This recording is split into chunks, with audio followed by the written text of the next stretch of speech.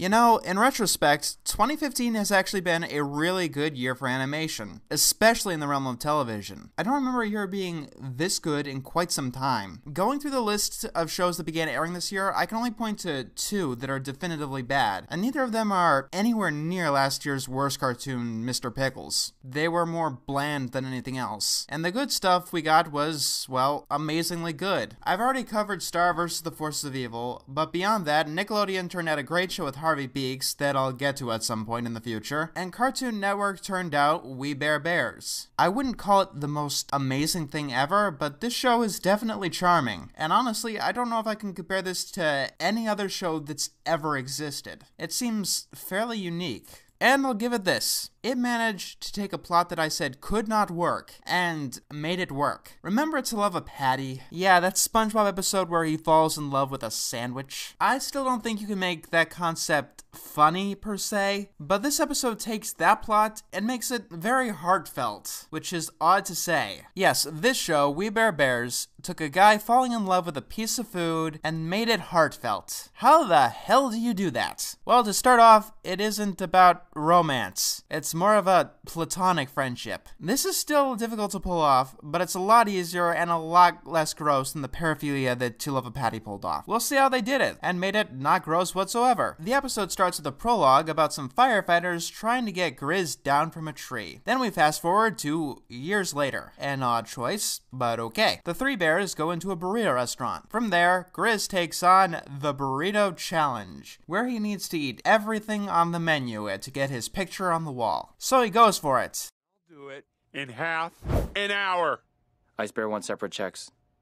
Yeah, this show pulls out a good joke every once in a while. So it seems that Grizz is able to eat pretty much everything until the restaurant makes a very big surprise burrito. The second that Grizz touches it, he begins to hug it. Yeah, it's just this burrito. It's so comforting, nice and warm, safe.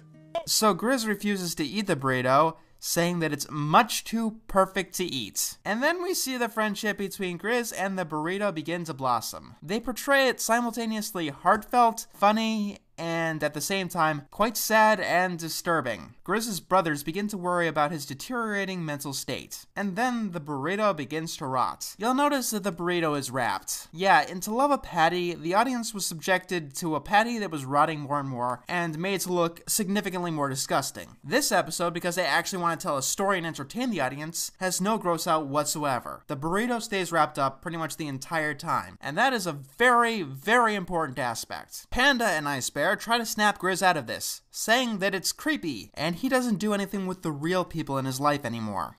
I think it's worse than we thought. I found this website about people who get too attached to their food. Well, they do say that there's porn out there for everyone. Look at all of these. No! So, these people become hermits and forget everything in the real world for a fantasy. There are people in the real world like this, but I think the show treats the issue respectfully enough. In the dead of the night, Grizz gets a flashback to the flashback at the beginning of the episode, and his brothers steal the burrito. They go running through the forest and eventually climb up an electric tower. They tell Grizz that they're doing this for his own good. Please! It's wrong to be dependent on something so unnatural! We are doing this for you! Let me cradle burrito. And then the burrito gets hit with a lightning strike. Soon after, they have a burrito fight, seemingly having forgiven each other for this little escapade. And we finally figure out why Grizz was so obsessed with this burrito, as we see the flashback completed.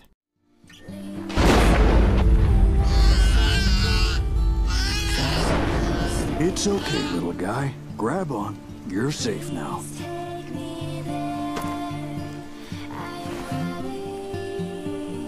Next time, to end out this Admirable marathon, I'm doing that movie review. I'm hoping to get it done by next Friday. And I said that I wanted to do at least one review a week throughout all of 2016. Of the choices I had, I decided to review Meet the Robinsons. I've been sitting on this one for longer than any of the other choices that I wanted to do, and it's a really special film. This year may have been a pretty good year for animation, but at times it was not the best year for me. As you've noticed, there have been points where my production really slowed down over 2015. Things only started picking up towards the end. You've probably noticed that for a while, I've only done like 2 reviews a month. I'm hoping hoping to do a lot more from now on. I've got a lot of things planned. But to close out this year, I'd like to say thank you for watching, and thank you for sticking with me through all the ups and downs I've had here. It does mean a lot to me, and I hope you'll continue this journey with me throughout 2016, whatever that it may bring. Let's hope it's a good year. There's a